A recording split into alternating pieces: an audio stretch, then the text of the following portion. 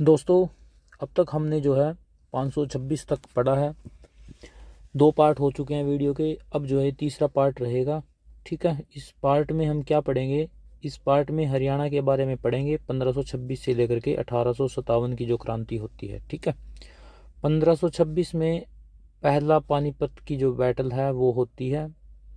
Okay, और उसके बाद यहाँ पे क्या स्टार्ट हो जाता है?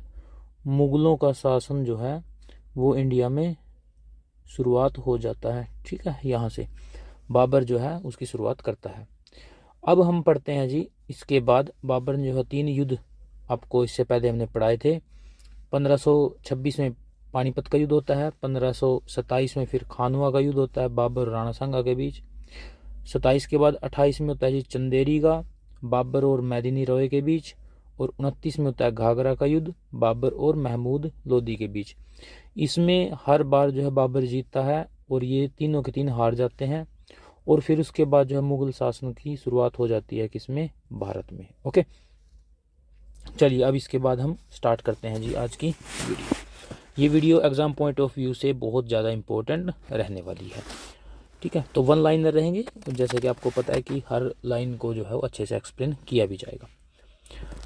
1526 की बात है, उसके बाद फिर क्या हो जाता है जी? 1530 में कैथल जो जिला है हमारा, यहाँ पे व्यक्ति होते हैं जी मोहन सिंह मंडार। मोहन सिंह मंडार, इनके साथ भी किसका युद्ध होता है? लड़ाई होती है, बाबर की लड़ाई होती है। इन्होंने बाबर को रोकने की कोशिश की थी। यहाँ पे फिर दोबारा से बाबर जीत जाता है और ये हार जाते हैं। तो 1530 में जो है ये भी आप याद रखोगे। और 1530 में जो है वो बाबर की मृत्यु भी हो जाती है। उसके बाद फिर क्या होता है? 1540 की हम बात करेंगे।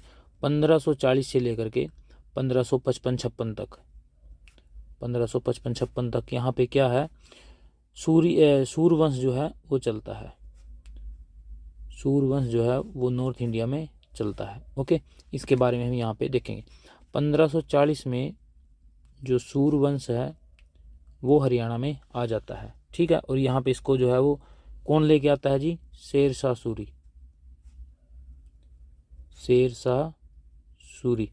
ठीक है, और ये किससे छीनता है, किसको हराता है? ये हुमायूं के साथ लड़ाई करता है जी। हुमायूं के साथ लड़ाई करता है और हुमायूं को हरा देता है। शेरशाह सूरी जो है वो जीत जाता है और उसके बाद हरियाणा पे जो है किसका अधिकार हो जाता है जी? शेरशाह सूरी का। अब ये जो लड़ाई थी इसके बारे में भी इम्पोर्टेंट है, ये भी पढ़नी जरूरी है। ठीक है, तो यहाँ पे ये 2 लड़ाई लड़ता है जी। ठीक है, 2 लड़ाई कौन कौन सी है? सबसे पहला क्वेश्चन आता है जी 1539 में एक लड़ाई होती है। उस युद्ध का नाम क्या है जी? चौसा का युद्ध। चौसा का युद्ध ये किस किस के बीच में होता है जी? ये शेरशाह सूरी और किसके बीच में होता है? हुमायूं के बीच में होता है। हुमायूं यहाँ पे हार जाता है, शेरशाह सूरी जीत जाता है। उसके बाद फिर 1540 में दूसरा युद्ध होता है जी कन्नौज के ऊपर। सेम यही होता है जी के शेरशाह सूरी और हुमायूं के बीच में होता है। यहाँ पे शेरशाह सूरी दोबारा जीतता है, हुमायूं हार जाता है। और इसके बाद शेरशाह सूरी जो है वो पूरे के पूरे कन्नौज को 1540 में कन्नौज को जीतने के बाद जो शेरशाह सूरी है, शेरशाह सूरी पूरे के पूरे नॉर्थ इंडिया पर कब्जा अपना कर लेता है। ठीक है, तो यहाँ से सूरवंश चलता है जी, 1540 से स्टार्ट हो जाता है ये। ओके, चलिए उसके बाद फिर हम पढ़ते हैं जी 1540 के बाद 1543, 1543 में क्या होता है जी? वीरभान होते हैं एक व्यक्ति, वीरभान। ये जो है सतनामी पंथ है, सतनामी पंथ, इसकी शुरुआत करते हैं। इसकी जो है शुरुआत करते हैं सतनामी पंथ की। अच्छा, सतनामी पंथ की जो शुरुआत है वो कहाँ पे होती है? ये होती है जी नारनौल में।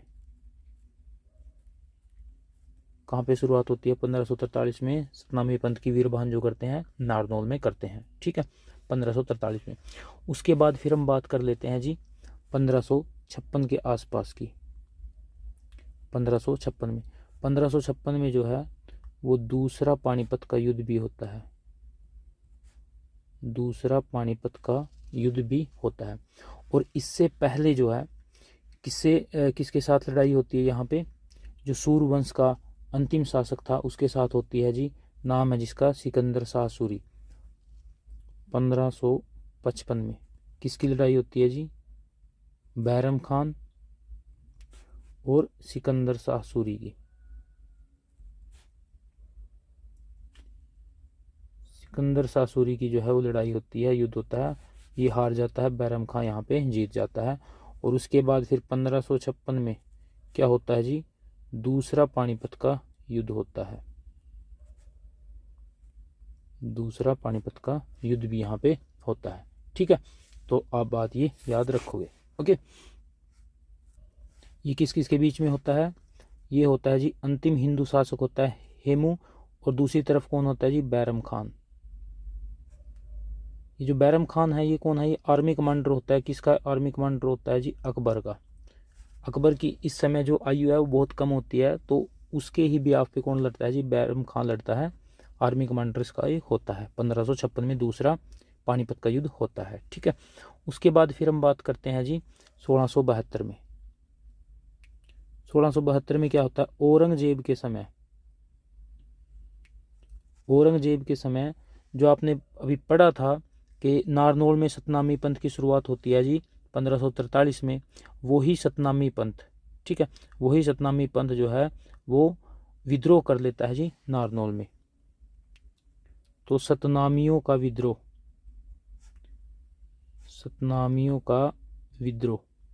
ये कब होता है जी? ये होता है 1672 में, और किस जगह पे होता है? नारनौल में। और उस समय शासक कौन था? औरंगजेब था। आप ये बात भी याद रखोगे, इंपॉर्टेंट है ये। ओके, उसके बाद फिर हम बात करते हैं जी 1739 की। 1739 में कौन आता है जी? करनाल का युद्ध होता है। ये करनाल का युद्ध, अब इसके बारे में डिटेल से पढ़ेंगे। इसमें कौन आता है जी? नादिर शाह। नादिर शाह क्या है? एक ईरानी शासक है। ईरानी शासक है। इसको पता चलता है कि इस समय जो है भारत की जो कंडीशन है उसके ऊपर मतलब काफ़ी ज़्यादा जो है यहाँ पे नाजुक थी। क्यों थी? क्योंकि दिल्ली में जो शासक था वो बहुत ज़्यादा कमज़ोर था। क्यों था जी? क्योंकि इस समय जो यहाँ पे दिल्ली में जो शासक था वो कौन था जी? वो था जी रंगीला, मोहम्मद शाह रंगीला। मोहम्मद शाह रंगीला जो एक अयाश शासक था। और जब ये युद्ध करता है 1739 में नादिर शाह, तो यहाँ से जो है वो आसानी से सब कुछ जो है लूट के ले जाता है। क्या क्या? एक तो कोहिनूर हीरा लेके जाता है जी यहाँ से, कोहिनूर हीरा, और एक लेके जाता है जी मयूर सिंहासन। मयूर सिंहासन, मयूर सिंहासन जो है सोने का बना हुआ था, और ये कौन बनवाता है? इसको बनवाया था जी शाहजहां ने। तो इसके बाद फिर अब क्या आता है जी 1739 के बाद? 1739 के बाद आएगा जी 1761। 1761 में जो है वो तीसरा पानीपत का युद्ध होता है। तीसरा पानीपत का युद्ध होता है। ये किस किस के बीच में होता है? ये अफगानियों के बीच में और मराठों के बीच में ये होगा। किस किस के बीच में? अहमद शाह अब्दाली और सदाशिव राव के बीच में ये युद्ध होने वाला है 1761 में। उसके बाद फिर क्या होता है जी 1764 में? 1764 में एक व्यक्ति होते हैं जी नजीबुद्दौला। नजीबुद्दौला ये दोबारा से फिर क्या करता है जी? ये हरियाणा पर आक्रमण करता है। हरियाणा पर क्या करता है? ये आक्रमण करता है। ओके, और ये नजीबुद्दौला जो है 1764 में जो आक्रमण करता है, ये 1761 में भी जो है तीसरे पानीपत के युद्ध में भी जो है ये लड़ाई करता है। उसके बाद फिर क्या आता है जी 1789। 1789 में क्या होता है? 1789 में महादजी सिंधिया ये हरियाणा पे अधिकार कर लेता है। ये कौन थे? अभी आपको बताते हैं। महादजी सिंधिया। महादजी सिंधिया क्या करता है? हरियाणा पर अधिकार कर लेता है। जो महादजी सिंधिया है, ओके, ये ग्वालियर के महाराजा थे। ग्वालियर के क्या थे? महाराजा थे। और इनका जो राजकाज है वो कब से कब तक था? 1768 से लेकर के 1794 तक। और 1779 में जो है ये क्या कर लेते हैं जी, 1779 में ये हरियाणा पे अधिकार कर लेते हैं। सिंधिया वंश के ये संस्थापक थे, ये सिंधिया वंश के संस्थापक थे, ये बात आप याद रखोगे जरूर, ठीक है। और जब ये जो है वो हरियाणा पे अधिकार कर लेते हैं, उस समय दिल्ली की गद्दी पे कौन बैठा था, ये भी इम्पोर्टेंट है। दिल्ली की गद्दी पे इस समय कौन बैठता है, इस समय होते हैं जी शाह आलम द्वितीय। शाह आलम द्वितीय जो है इस समय दिल्ली की गद्दी पे बैठे होते हैं, ठीक है। उसके बाद फिर हम करते हैं जी 1797 की बात। 1797 जॉर्ज थॉमस आता है जी, जॉर्ज थॉमस।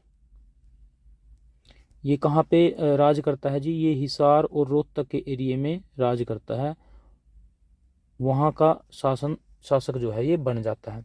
1797 में जो है ये हांसी को अपनी राजधानी बनाता है, ये इम्पोर्टेंट है।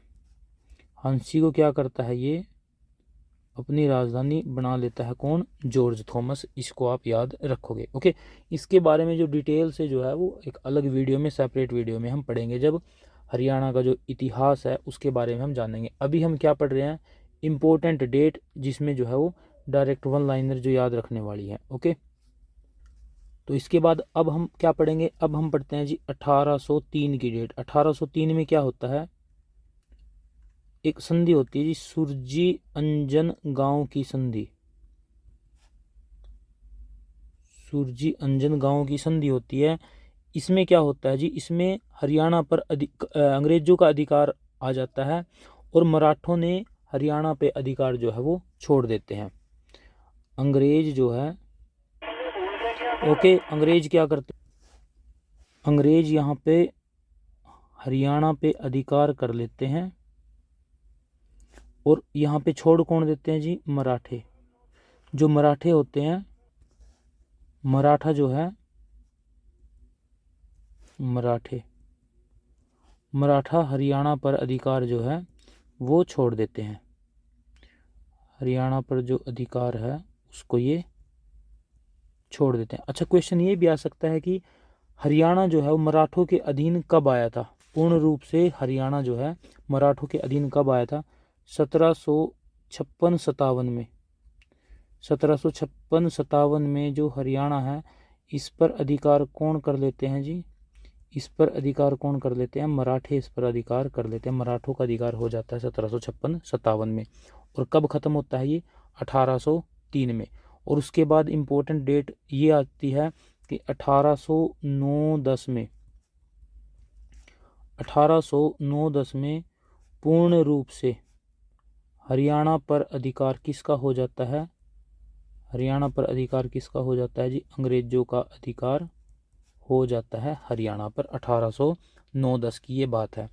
उसके बाद एक वर्ष आता है जी 1833। 1833-34 को क्या बोला जाता है जी, नबिया काल के, नबिया काल। तो नबिया काल कब आता है जी, 1833-34 में। इस समय बहुत बड़ा अकाल जो है वो भारत में पड़ता है। उसके बाद फिर क्या आ जाता है जी, 1833-34 के बाद 1857 आता है, और जिसमें बहुत बड़ी क्रांति होती है पूरे भारत में। अच्छा, 1857 में किस किस जगह पे हरियाणा में क्रांति हुई थी, कौन कौन से नेताओं ने जो है किस किस जगह पे अपनी जो है वो डोर संभाली थी, कौन कौन से नेता आए थे, वो सभी हम एक अलग से सेपरेट वीडियो होगी उसमें जो है वो जानेंगे। अभी सिर्फ बात इतनी है कि 1857 की क्रांति हो जाती है जी यहाँ पे, 1857 की क्रांति, ओके। और उसके बाद फिर नेक्स्ट वीडियो में हम देखेंगे कि 1857 के बाद और पूरे के पूरे 1947 तक जो है वो नेक्स्ट वीडियो में हम उसको जानेंगे। Okay, thank you.